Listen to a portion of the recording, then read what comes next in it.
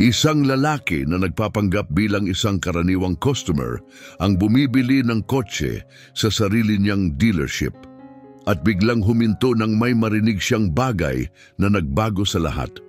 Bumuhos ang maagang sikat ng araw sa lote ng dealership, pinakintab ang mga kotse na tila baga nilubog sa ginto.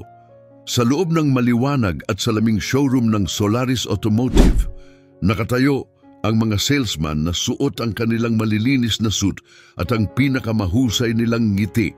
Bawat kamay na kinamayan, bawat hakbang, bawat kasunduan, lahat ito ay idinisenyo upang kumita ng pinakamaraming pera.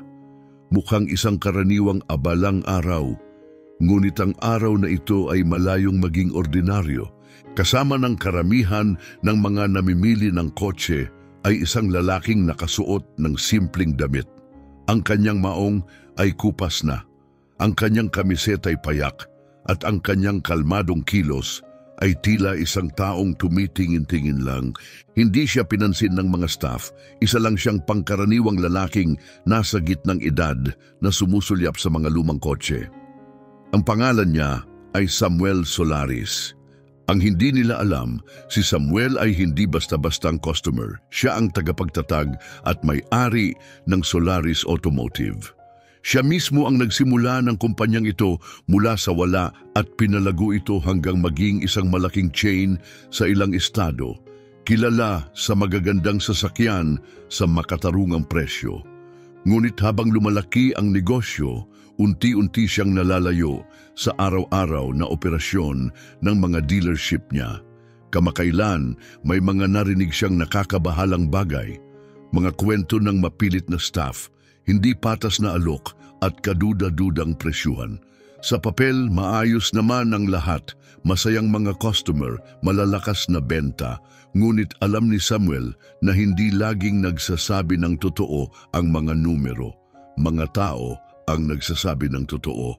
Kaya't dumating siya ngayon nang hindi nagpapakilala, hindi bilang boss, kundi bilang isang karaniwang mamimili. Hindi lang niya gustong manood, gusto niyang maramdaman kung ano ang nararamdaman ng mga customer kapag wala ang may-ari. Dahan-dahan siyang naglakad sa pagitan ng mga kumikislap na sasakyan. Paminsan-minsan ay hinahaplos ang metal. Napansin siya ng isang salesman at agad na lumapit na may magiliw at kumpiyansang ngiti. "Magandang umaga po, sir. May hinahanap po ba kayong partikular na modelo ngayon?" Ngumiti si Samuel, nananatiling nasa papel. "Oo, basta't maaasahan. Siguro isang lumang sedan, walang arte." "Perfect," sagot ng salesman ng may sigla. "Marami po kaming magaganda. Halina't ipapakita ko." Sumunod si Samuel, kunwaring nakikinig, pero ibang bagay ang iniisip niya. Sanay na siya sa pag-obserba, mga kunot noong tingin, galaw ng katawan ng mga customer, mga pabulong na usapan. At doon niya narinig ang isang bagay na nagpahinto sa kanya. "Pakiusap, wala na po ba kayong ibang magagawa?" Nanginginig ang boses ng isang babae na tumawid sa buong showroom. Lumingon si Samuel at nakita ang isang matandang mag-asawa sa trade-in desk. Ang lalaki ay matangkad, bahagyang kuba, may maayos na puting buhok.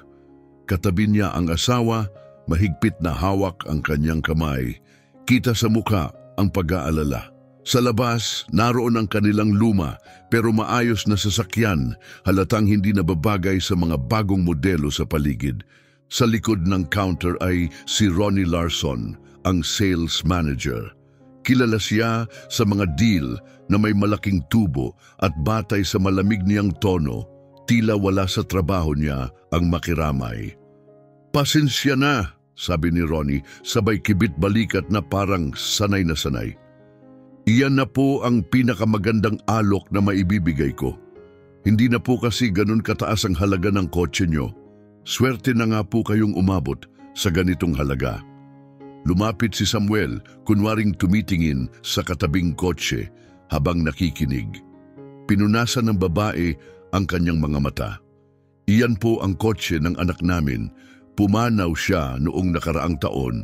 Hanggat kaya namin, iningatan namin ito. Pero ngayon, hindi na po namin kayang ipaayos. May bumigat sa dibdib ni Samuel, napabuntong hininga si Ronnie, tila nababagot. Naiintindihan ko pong mahirap ito, pero hindi po naaapektuhan ng emosyon ang presyo. Ang merkado po ang nagtatakda. Nanginginig ang labi ng babae. Hindi lang ito basta kotse, ito na lang po ang alaala na naiwan sa amin mula sa anak namin. Hinigpitan ng lalaki ang hawak niya sa kamay ng asawa, pilit na lumalaban sa sakit ng sandali. Si Ronnie naman nanatiling matigas. Ang alok ko ay 2,000 dolyar. Mataas na po iyan base sa mileage at kondisyon. Kung gusto niyo pong ituloy, maaari na po nating simulan ang mga papel. Sabay turo sa labas. Kung hindi naman po, ramdam ni Samuel ang init ng galit sa loob niya. Hindi lang ito masamang deal, ito'y walang puso. Lumapit siya. Paumanhin, anong nangyayari rito? Napalingon si Ronnie, halatang nainis. Sir, personal na usapan po ito. Tahimik pero matatag si Samuel. Pasensya na sa abala, pero narinig ko po. Naghahanap din kasi ako ng kotse at parang interesado ako sa sedan na iyon. Nagulat ang mag-asawa. Tumingin si Ronnie, masama ang tingin. Hindi po ito binebenta, trade-in po ito. Hinaplos ni Samuel ang kanyang baba kunwaring nag-iisip. Gusto ko sanang bilhin ng direkta. Magkano po ang halaga ng trade-in? Nag-aatubili si Ronnie. 2,000. Tumaas ang kilay ni Samuel. Ganon ka ba sa kondisyon ng kotse na yan? Nagdilim ang mukha ni Ronnie. Luma na kasi, mataas na ang tinakbo. Magbibigay ako ng 5,000 dolyar. Tumahimik ang buong silid, napasinghap ang mag-asawa. Ay hindi po, hindi namin matatanggap yan. Maingat na tinaas ni Samuel ang kamay. Labas tayo sandali. Pagkalabas nila sa showroom at kay Ronnie, nagsimulang magkwento ang matandang mag-asawa. Ang anak nila ay isang bumbero, isang bayani sa araw-araw sa kanilang bayan. Ang kotse ay hindi lang basta sasakyan, ito ay bagay na labis niyang minahal. Pagkamatay niya habang nasa tungkulin, ang kotse ang natira nilang alaala sa anak. Pero ngayon, dahil sa lumalaking gastusin sa medikal at humihinang kalusugan, napilitan silang isuko ito. Tahimik na nakinig si Samuel, tumatango. Bibilhin ko ang kotse, pero hindi bilang trade-in. Napakunot noo si Harold. Bakit po? Ngumiti si Samuel ng banayad. Dahil ayokong mapunta ito sa isang sulok ng lote na walang halaga. Gusto ko itong ayusin at bigyang parangal ang alaala ng anak ninyo. Napuno ng luha ang mga mata ng babae. Talaga bang gagawin niyo yon? Kinuha ni Samuel ang kanyang checkbook mula sa bulsa. Hindi lang ito bakal at gulong. May kwento itong dala. Pamana ito ng anak ninyo. Biglang bumukas ang pinto ng showroom. Lumabas si Ronnie, kita sa mukha ang inis at dumating habang inaabot ni Samuel ang tseke.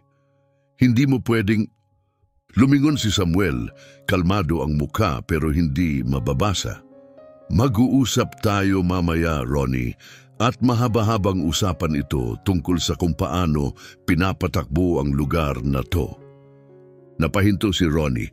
May kakaiba sa tono ni Samuel, isang talim na tumagos sa karaniwang argumento. Hindi pa niya alam pero kaharap niya ang isang taong mas makapangyarihan kaysa inaakala niya. Mabigat ang hangin. Nakatayo si Samuel sa harap ng dealership, hawak ang checking 5,000 dolyar na may tahimik na lakas. Ang mag-asawa, sina Harold at Melinda Romero, ay nakatingin sa kanya, puno ng pasasalamat na para bang may milagro silang nasaksihan. Ang mga matang pagod sa mga tao ng hirap ay ngayon ay kumikislap sa isang bihirang damdamin, pag-asa. Hindi na po namin alam kung anong sasabihin, bulong ni Harold, mahigpit na hawak ang kamay ni Melinda. Wala pang gumawa ng ganito para sa amin. Pinunasan ni Melinda ang luha. Hindi nyo naman po kami kilala. Bakit nyo kami tinutulungan? Tinitigan sila ni Samuel ng may init at panatag. dahil may mga bagay na mas mahalaga pa sa pera. Tumalikod siya at tiningnan ang lumang kotse, marahang inilapat ang palad sa hood nito. Ang kotse na ito ay mahalaga sa anak ninyo at mahalaga pa rin sa inyo. Hindi ko kayang hayaan na gawing negosyo ang ganitong kwento. Namumuo ang luha sa lalamunan ni Harold. Magugustuhan ka sana niya, mahina niyang sambit. Tumama sa dibdib ni Samuel ang mga salitang iyon. May bumigat sa kanyang damdamin. Ganito ba siya tingnan ng sariling empleyado? O naging malamig na ba ang kanyang kumpanya, isang makina ng tubo na wala nang malasakit? Bago pa siya makapagsalita, biglang bumukas muli ang pinto sa likod niya. Naglalakad palabas si Ronnie, pulang-pula ang mukha at nakasara ang kamao. Kailangan nating mag-usap, sigaw niya, na para bang walang taong nakapaligid. Huminga si Samuel ng malalim, kalmado pa rin. Iniabot niya ang tseke kay Harold. I-encash niyo ito, bulong niya. Iuwi niyo ang kotse ng anak ninyo ng buong dangal. Tumango si Harold, sa kanya kinamayan si Samuel ng mahigpit. Maraming salamat. Habang papalayo ang mag-asawa, nagwala si Ronnie. Anong iniisip mong ginagawa mo? Lumapit siya ng mabilis, amoy ng murang pabango at desperasyon ang bumalot. Hindi gumalaw si Samuel. Tinutulungan ko ang customer, sagot ni Samuel, malamig at kalmado. Hindi ba't yan ang trabaho natin dito? Umirap si Ronnie. Hindi ganyan ang sistema rito.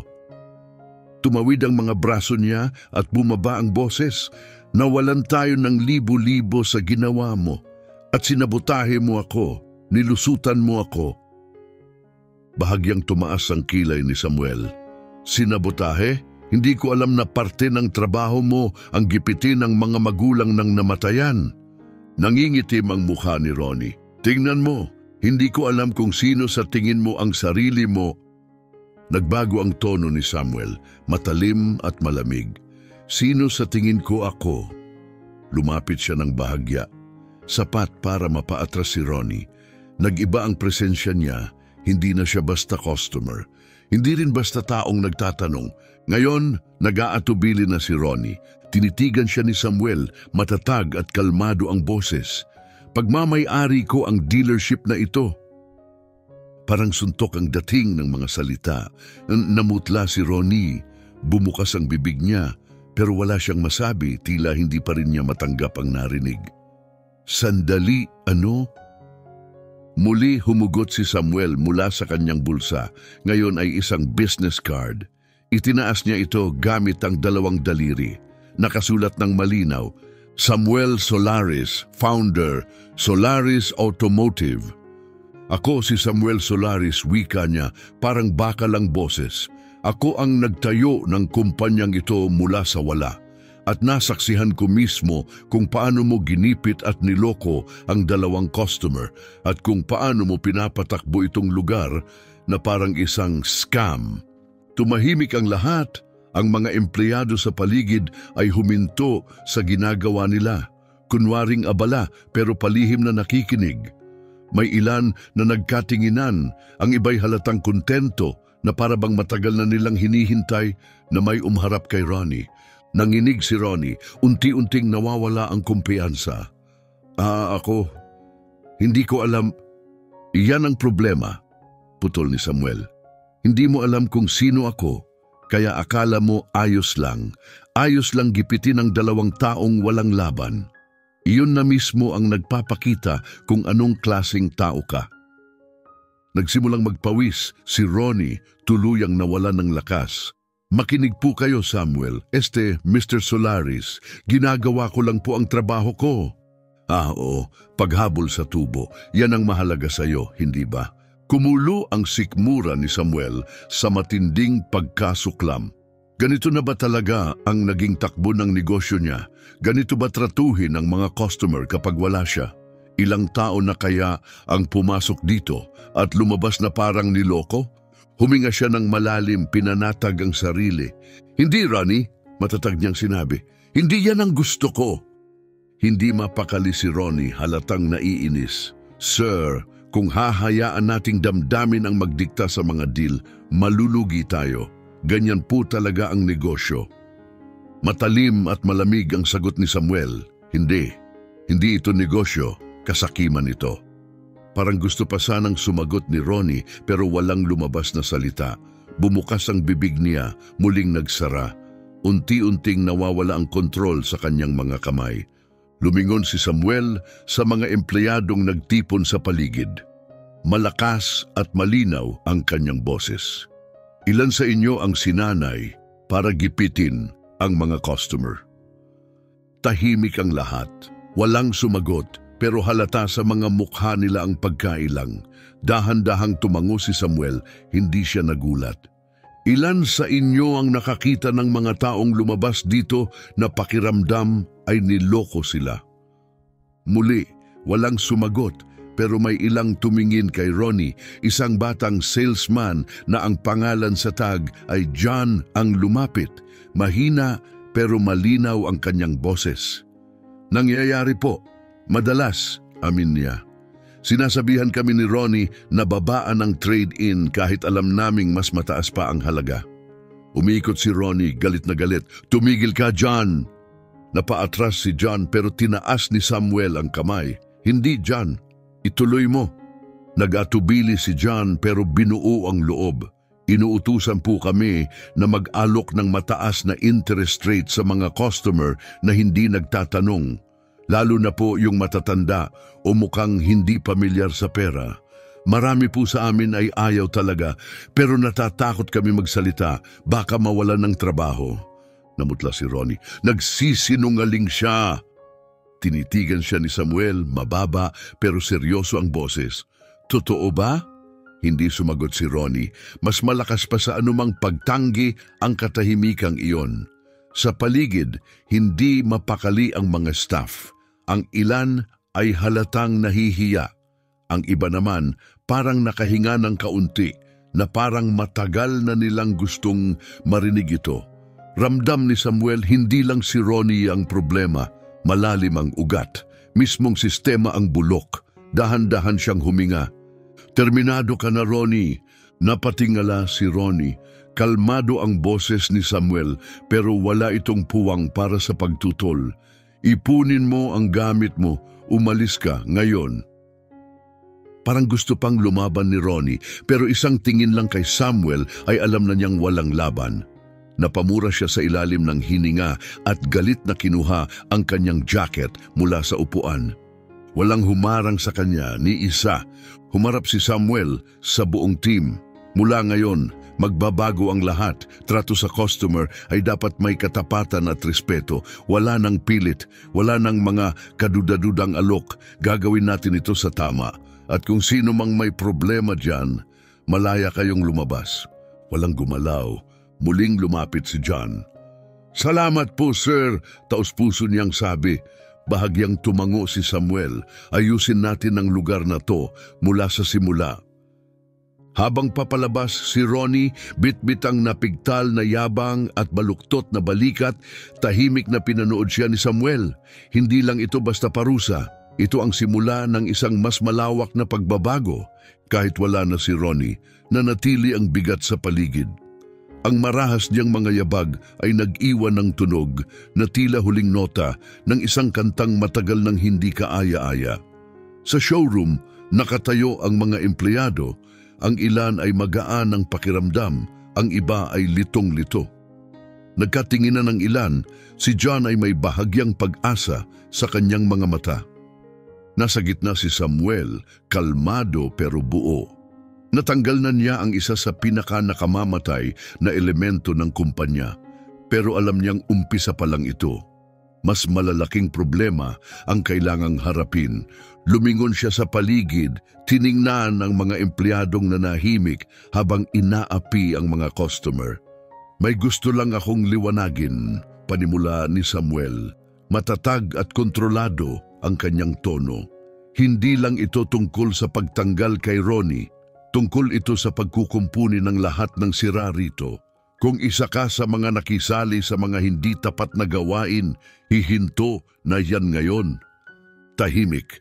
hanggang sa isang lalaki sa edad 40 pataas, si Tim, ay umubo at nag-ayos ng kanyang tindig.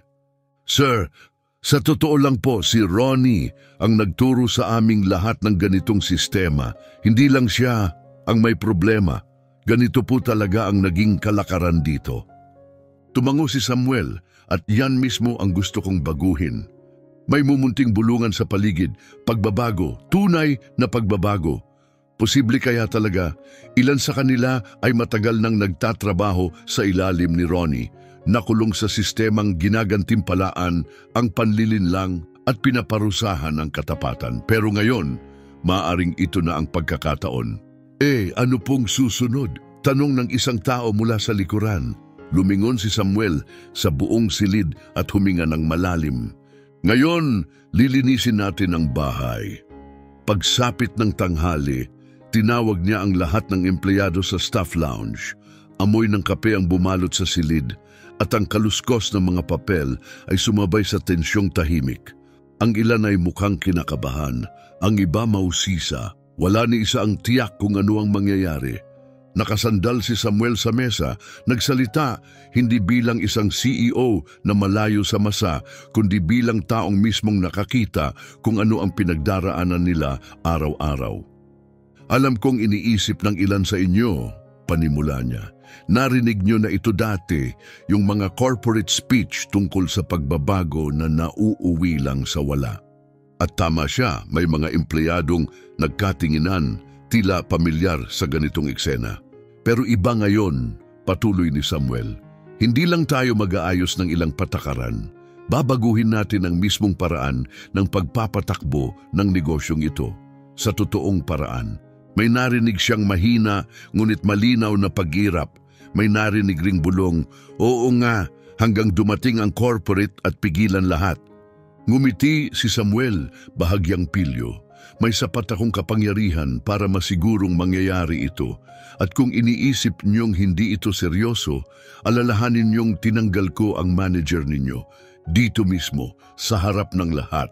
Doon sila natahimik, lumapit si John, ang batang salesman. So, ano pong ibig sabihin nito para sa amin? Tumawid ang mga braso ni Samuel at sumagot ng may layunin. Ibig sabihin, simula ngayon, bawat benta ay dapat lubusang tapat. Walang tagong singil, walang biglaang dagdag na bayarin, at wala ng pananamantala sa mga customer na hindi alam ang buong detalye. May mumunting bulungan ng pagsang-ayon na kumalat sa silid. Huminga ng malalim si Tim, ang veterano sa team. Sir, sang-ayon ako sa sinasabi niyo, pero kailangan niyo ring maunawaan. Marami sa amin ang may pamilyang binubuhay. Sanay na kaming kumita sa sistemang itinuro sa amin.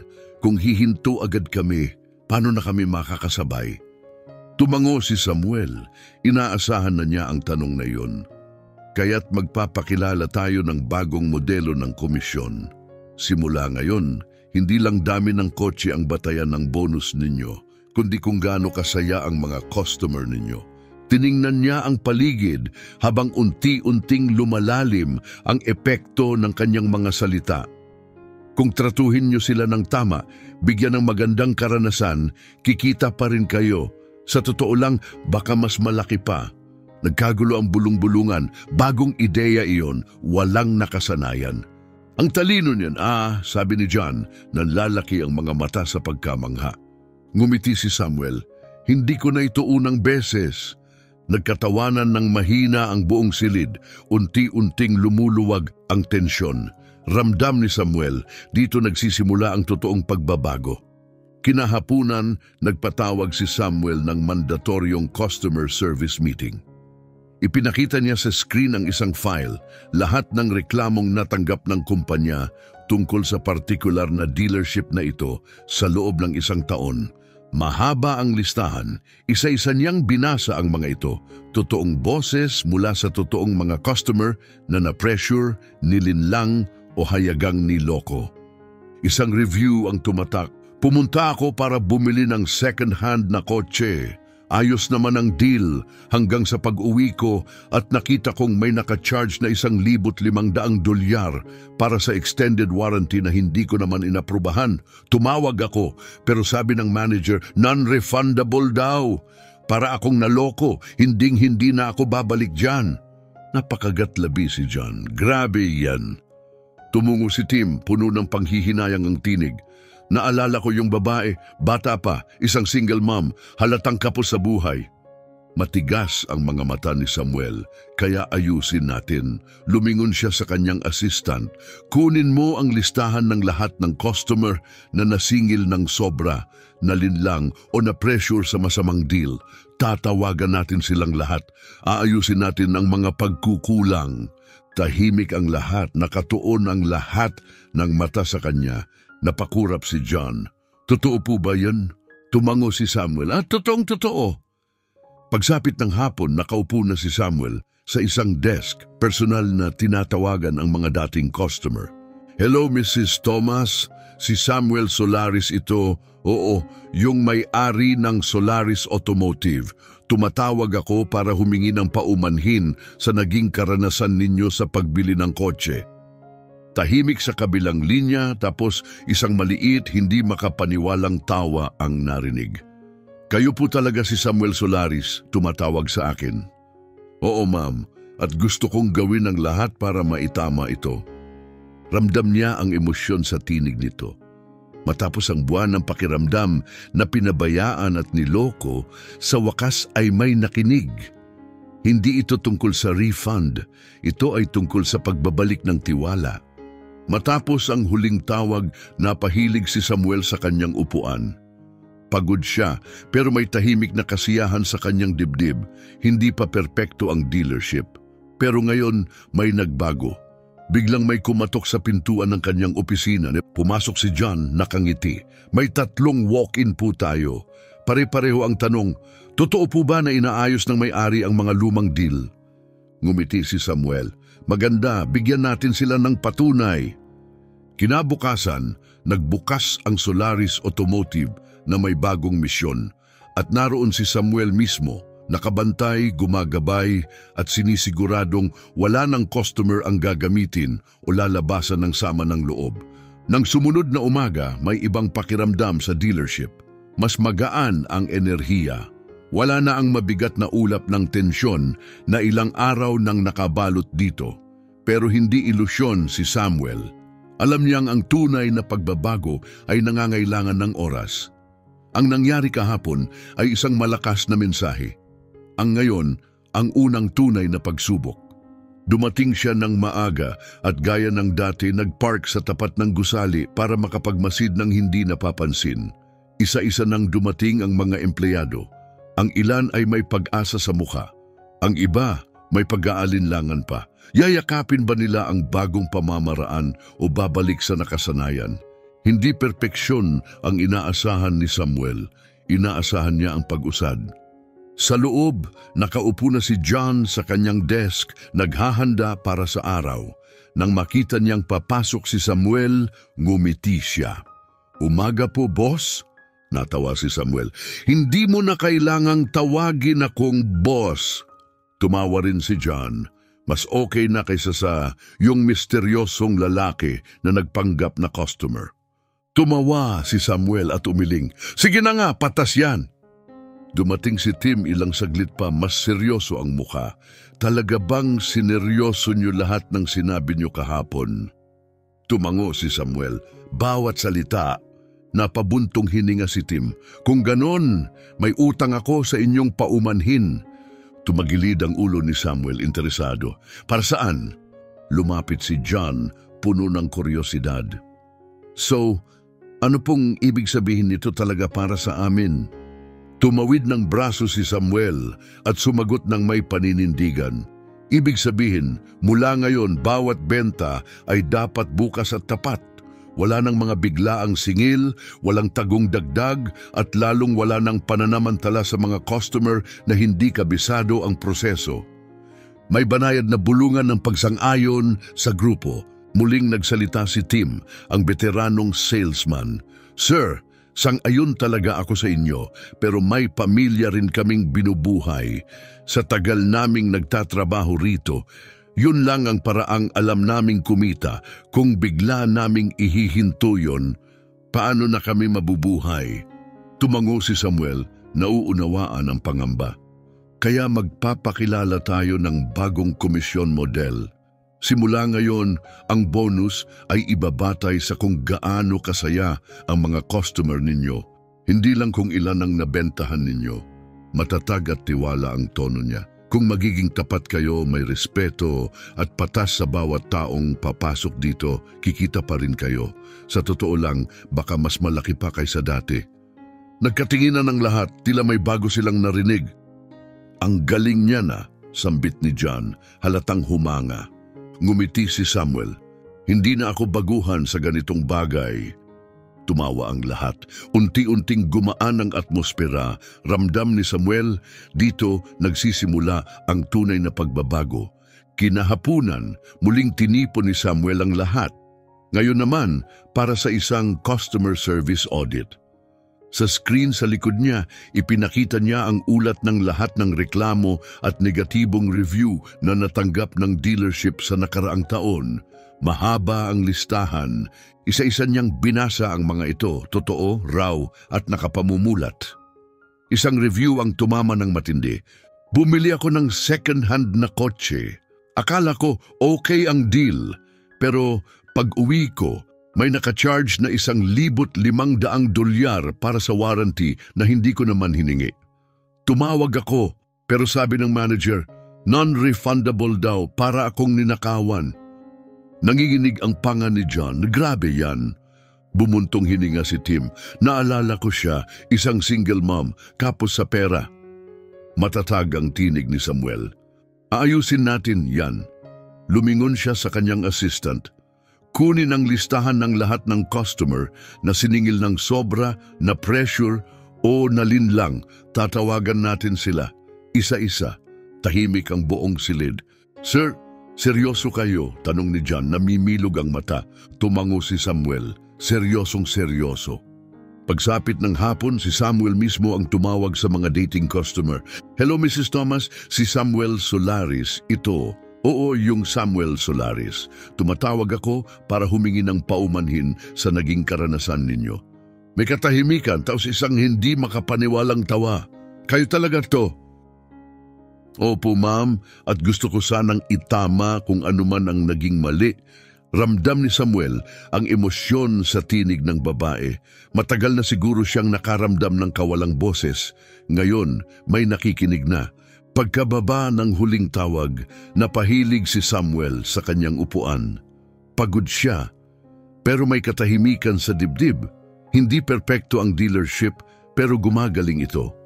May kumatok sa kanyang pinto, si John nakangiti. 3 walk-in po agad. Narinig nila yung tungkol sa refund ni Evelyn. Gusto nilang malaman kung totoo. Ngumiti si Samuel. Ipakita natin sa kanila na totoo nga. Kinabukasan may ibang pakiramdam sa Solaris Automotive. Parang huminga ang buong gusali. Pero alam ni Samuel, hindi pa ito ang dulo. Ito ang unang tunay na pagsubok.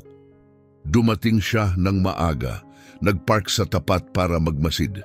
Isa-isang dumating ang mga empleyado. Ang ilan ay puno ng pag-asa, ang iba'y may alinlangan pa. Hindi perpeksyon ang inaasahan ni Samuel. Pag-unlad.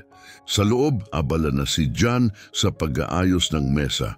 Umaga po, boss, bati niya. Tumawa si Samuel. Hindi mo na kailangang tawagin akong boss. Ngumiti si John. Mas okay na kaysa sa yung misteryosong lalaki na nagpanggap na customer. Umiling si Samuel, tumatawa. Touché. Lumapit si Tim, mas seryoso ang ekspresyon. Lahat ng sinabi mo kahapon, seryoso ka talaga, no? Tumango si Samuel. Bawat salita. Nag-alinlangan si Tim. Kung ganon, may utang ako sa iyo na paumanhin. Tumagilid ang ulo ni Samuel. Para saan? Nag-aatubili si Tim. Para sa pananatiling tahimik habang pinabayaan ni Ronnie ang lugar na to. May mga bagay akong hindi sang-ayon pero kailangan ko ang trabaho. Pinaniwala ko ang sarili ko na hindi ko laban yon. Tinitigan siya ni Samuel, puno ng pag-unawa. Pero ngayon, lumalaban ka na. Iyon ang mahalaga. Tumango si Tim, tila gumaan ang balikat. Biglang bumukas ang pinto sa harap, si Harold at Melinda Romero. Ang mag-asawang tinulungan niya kahapon. Nagniningning ang mga mata ni Melinda habang tinitingnan ang showroom. Parang ibang lugar na ito. Matatag ang lakad ni Harold, wala na ang dating kaba. Lumapit si Samuel.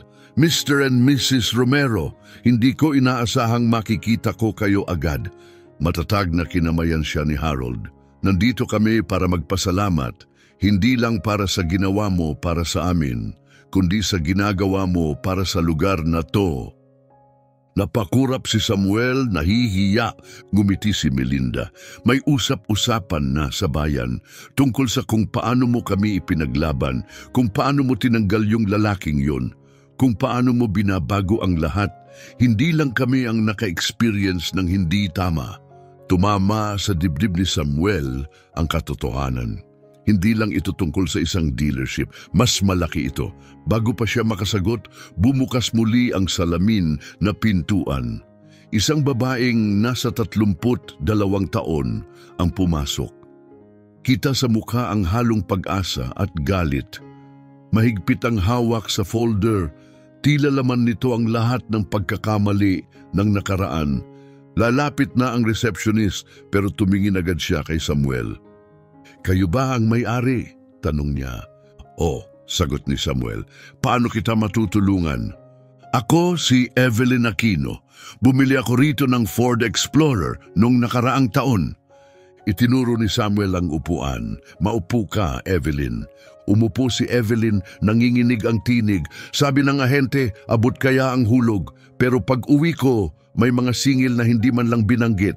Nang tumawag ako, sabi nila huli na. Bumigay ang boses niya. Lumampas ako ng mahigit 3,000 dolyar sa inakala ko. Tahimik ang mga empleyado sa paligid. Pamilyar ang kwento. Huminga si Samuel. Ikinalulungkot ko talaga ang nangyari. Tiningnan siya ni Evelyn, may pagdududa. Hindi sapat ang sorry. Gusto kong malaman kung ano ang gagawin niyo. Hindi nag-atubili si Samuel. Kunin natin ang file mo. Tingnan natin. Namulat ang mata ni Evelyn. Agad-agad? Agad-agad! Binuksan ni John ang file. Nandun lahat, dagdag na singil, pinalobong terms, buong detalye. Si Ronnie na naman ito, bulong ni John. Tumango si Samuel. Ayusin natin. Nagulat si Evelyn. Totoo ato.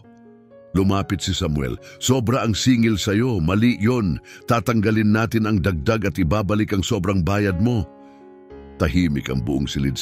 Sir, seryoso kayo? Tumango si Samuel. Lubos na seryoso. Napaluha si Evelyn. Akala ko hindi ko na mababawi yon. Ngumiti si Samuel. Ngayon, nabawi mo na. Habang lumalabas si Evelyn na may dalang refund check, nakita ito ng lahat. Nagbulungan ang mga customers sa showroom. Nakita mo yun? Binalik talaga ang pera. Mukhang totoo nga ang pagbabago rito. Tumalikod si Samuel kina John at Tim. Nakaangat ang noo ni John. Si Tim, tahimik, malalim ang iniisip. Ngumiti si Samuel. Hindi lang ito tungkol sa isang tseke. Ito ay tungkol sa tiwala.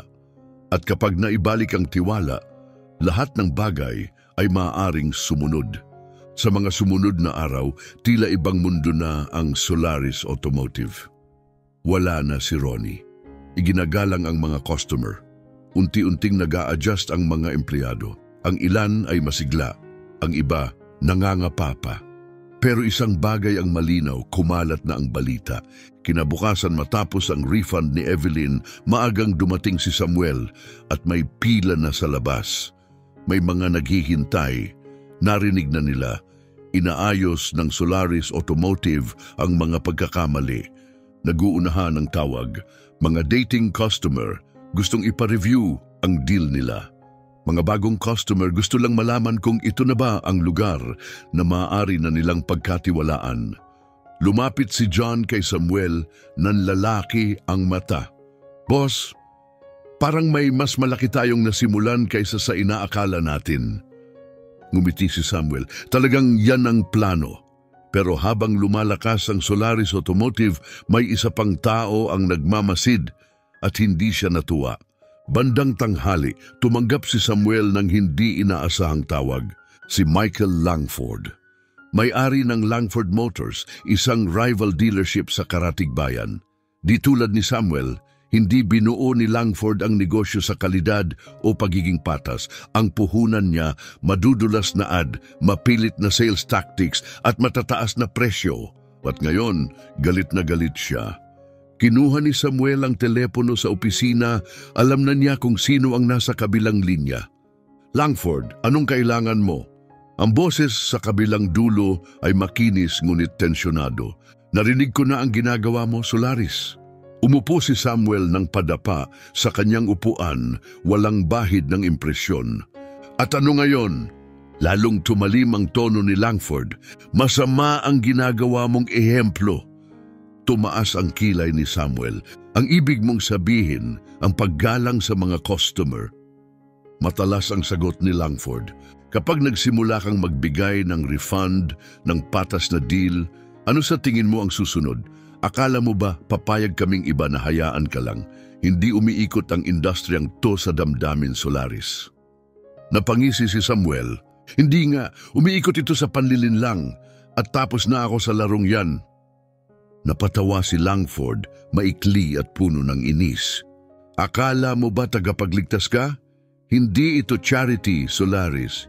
Hindi mahalaga sa mga tao kung sino ang mapagkakatiwalaan nila. Ang mahalaga kung sino ang may pinakamababang presyo. Humigpit ang hawak ni Samuel sa telepono. Siguro yan ang paraan mo ng negosyo. Iba ang sa akin. Napabuntong hininga si Langford, puno ng pagmamataas. Sige, magpakabayani ka, pero huwag mong lokohin ang sarili mo. Darating ang araw, ang kita mo ang tatama sa iyo. Nanatiling kalmado, ngunit matatag si Samuel. Bantabayan, Langford, dahil maraming customer pa akong kailangang tulungan. Lumamig ang boses ni Langford. Hindi banta, paalala lang, kukuhanin ko ang mga customer mo at kung iniisip mong mananatili ka sa spotlight, nananaginip ka. Click! Napatigil ang linya. Dahan-dahang binaba ni Samuel ang telepono. Kalmado ang puso pero naglalaro ang isip. Hindi nagbibiro si Langford. Pagsapit ng hapon, naramdaman na ang unang bugso ng pagganti. Biglang pumasok si John sa opisina, halatang balisa. Sir, may problema tayo. Tumingin si Samuel. Ano yon? Huminga si John ng malalim. May mga customer pong umaalis. Kumunot ang noo ni Samuel. Bakit? Tinatawagan sila ni Langford. Inaalok ng parehong kotse ng mas mura ng 2,000. Kapag binigyan natin ng presyo, binabagsakan agad nila. Napakuyom ang mga kamao ni Samuel. Sa showroom, kinausap ni Tim ang isang mag-asawang nasa gitnang edad. Nagpapasalamat kami sa inyo, sabi ng lalaki, pero tinawagan kami ng Langford Motors. Parehong kotse, mas mura ng 2,000. Halatang frustrated si Tim. Yun na po ang pinakamagandang offer namin, sir. Nagkibit balikat ang lalaki. Gusto naming bumili dito, pero malaki pa rin ang halaga noon. Lumapit si Samuel. Pwede ko po bang magtanong? Tumango ang lalaki, nagtataka. Nabanggit ba ni Langford kung paano nila binabawi yung ibinabang presyo? Napakunot noo ang lalaki. Anong ibig mong sabihin? Bahagyang yumuko si Samuel, seryoso. Nasabi ba nila yung dagdag na bayarin? Yung mga bigla ang singil? Yung pinalubong financing terms na isisingit sa kontrata sa huling sandali? Nagkatinginan ng mag-asawa. Nag-aalangan ang lalaki, nag-aalala ang babae. Wala silang sinabi. Tumango si Samuel. Siyempre, hindi nila sasabihin. Ganun ang sistema nila. Ibababa ang presyo para mahuli ka, tapos bubulagain ka sa fine print kapag huli na ang lahat. Ipinakita ni Tim ang screen. Hindi kayo ang una, marami nang bumalik dito matapos lokohin ng Langford. Tingnan nyo to, totoong kontrata, totoong numero. Nagtinginan ang mag-asawa. Dito na kami bibili, wika ng lalaki sa huli. Ngumiti si Samuel. Matalinong desisyon. Pagsapit ng gabi nang magsara ang dealership, tinipon ni Samuel ang buong team. Sinusubukan tayong durugin ni Langford, sabi niya, at presyo ang sandata niya. Nag-alinlangan si John. Papalag tayo, ibababa natin ang presyo natin din. Umiling si Samuel. Hindi tayo bababa sa antas nila. Mag-iisip tayo ng mas mahusay. Lumingon siya kay Tim. Kunin mo ang lahat ng negatibong review ng Langford Motors sa nakaraang 2 taon. Napamulat si Tim. May balak ka, boss? Ngumiti si Samuel. Meron. Paalalahanin natin ang lahat kung sino talaga si Langford. Kinabukasan, inilunsad ng Solaris Automotive ang isang matapang na kampanya, direkta, malinaw at personal. Nagpadala sila ng email at mensahe sa lahat ng dating customer na nabiktima ng Langford. Simple lang ang mensahe. Kung niloko ka ng Langford Motors, dalhin mo sa amin ang mga papeles mo. Ire-review namin, libre, walang pressure, walang panluloko. Tanging katotohanan lang. Agad ang tugon. Sa loob ng ilang oras, may mga nagdatingan na kuryos, umaasa. Pagsapit ng tanghali, 12 na. Pagdating ng hapon, 1 buong alon. May mga kwento silang dala, mga kwento ng galit tungkol sa mga presyo na pinalobo, mga tricks sa kontrata at hindi maunawa ang bayarin. Isa-isa silang tinulungan ni Samuel at ng kanyang team, line by line, detalyado, walang shortcut. Pagtapos ng linggo, sunog ang Langford Motors at hindi maganda ang ibig sabihin. Pumaha ng reklamo sa kanilang hotline, sumabog ang negatibong reviews online, galit ang mga customer, gulat ang staff. Muling tumawag si Langford. Pero ngayon wala na ang arogansya sa boses niya. Akala mo panalo ka na, singhal niya. Sinasira mo ako. Kalmado si Samuel. Hindi Langford, sarili mo ang sumira sa iyo. At binaba ang tawag. Sa loob ng Solaris Automotive, parang may kuryente sa hangin. Sa nakaraang linggo, nakatulong sila sa 20 tao. At mas mahalaga, nakamit nila ang bihirang bagay sa industriya ng bentahan ng kotse. Tiwala. Pero hindi pa nagsasaya si Samuel. Alam niyang hindi basta susuko si Langford. At tama siya, pagdating ng hapon, dumating ang bagyo. Bumukas ng malakas ang pintuan, pumasok si Michael Langford kasama ang 2 sa kanyang top salesmen. Lukot ang mamahaling suit niya, wala na ang dati niyang kumpiyansa, pinalitan ng matinding inis. Huminto siya sa gitna ng showroom. Samuel! Malamig ang boses niya, pilit na nanatiling kalmado. Pinilit ni Langford ang isang pilit ng ngiti habang papasok sa pinto. Solaris, wika niya ng may panunuya, dumaan lang ako para batiin ka. Mukhang enjoy ka sa munting tagumpay mo. Bahagyang tumagilid ang ulo ni Samuel. Munting tagumpay, ang ibalik ang integridad sa negosyo ko. Para sa akin, isa yang malaking panalo. Tumawa si Langford, walang kasamang saya. Talaga bang akala mo tatagal yan? Nagbibigay ng refund, nagwa-waive ng fees, nagpapakabait. Hindi ganyan nabubuhay ang negosyong to. Lumapit siya, mas malapit pa. Hindi magtatagal, babagsak ang mga numero mo at ang mga empleyado mo. Tatalikuran ka agad kapag naramdaman nilang naiipit na sila. Hindi na tinag si Samuel. Nandito ang team ko dahil naniniwala sila sa ginagawa naming pagbabago. Yan ang pagkakaiba. Yan ang dahilan kung bakit kami ang nananalo. Nanigas ang panga ni Langford. Hindi mo pa rin naiintindihan ano? Taas boses niyang sabi, pinahiya mo ako, binastos mo ang dealership ko. Lumalim ang tingin ni Samuel. Hindi Langford, ikaw ang nagpahiya sa sarili mo. Nangunot ang noo ni Langford at bumaba ang tono ng boses niya. Dapat na natili ka sa linya mo, Solaris. Bumagsak ang katahimikan sa buong showroom, mabigat, elektriko. Kumibot ang kamay ni Langford sa tabi niya, parang gusto nang makipag-away, pero hindi siya gumalaw, hindi siya sanay matalo. Pero alam nilang hindi pa tapos ito. Kinagabihan, bago magsara ang dealership, dumating ang kaguluhan. Mabilis na pumasok si John sa opisina ni Samuel, maputla at hingal. "Boss, kailangan nyo tong makita." Tumayo agad si Samuel. "Anong nangyari?" Inabot ni John ang cellphone niya. Lumabas na si Langford sa publiko. Binasa ni Samuel ang headline, "Langford Motors, inakusahan ng Solaris Automotive ng refund scam." Nagbigay ng panayam si Langford. Sinabing nililin lang daw ni Samuel ang publiko. Piling-pili lang daw ang binibigyan ng refund para takpan ang mga luma at kadudang gawang deal. Ayon pa kay Langford, nalulugi na raw ang Solaris at malapit ng magsara.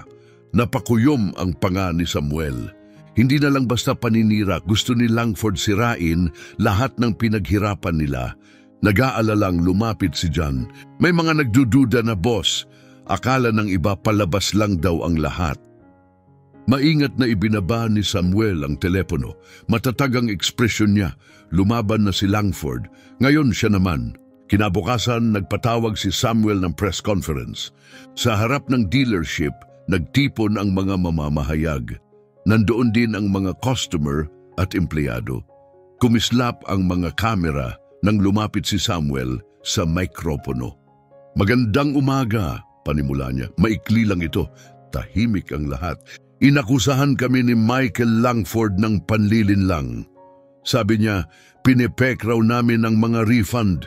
Nililinlang ang mga customer at nalulugi na kami." Tumigil siya sandali tapos ngumiti. "Pero ito ang katotohanan, iba ang negosyo namin. Pero hindi yun scam, tinatawag yang paggawa ng tama." May kaunting bulungan sa crowd. "Oo, nagbigay kami ng refund. Oo, inayos namin ang maling mga deal. At oo, humingi kami ng paumanhin sa mga customer na hindi tinrato ng tama dahil yan ang tungkulin ng isang responsableng negosyo." Tiningnan niya mismo ang mga kamera. At hindi kami titigil. Nagsusulat ang mga reporter. Hindi siya nagtago. Hindi siya umatras. Hinaharap niya ito. "Gusto ni Langford paniwalaan ninyong kailangan mandaya para kumita, na wala raw espasyo ang katapatan sa industriyang ito." Umiling si Samuel. "Mali yan. At araw-araw pinapatunayan naming mali siya." Sa likod niya nakatayo sina John, Tim at buong team. May ilang pumalakpak. Tapos may nangyari.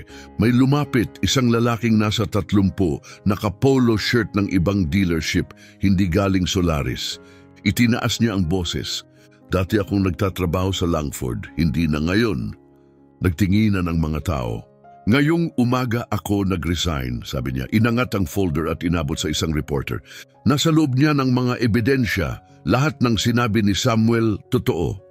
Mga tagong singil, pekeng diskwento, gimmick sa financing.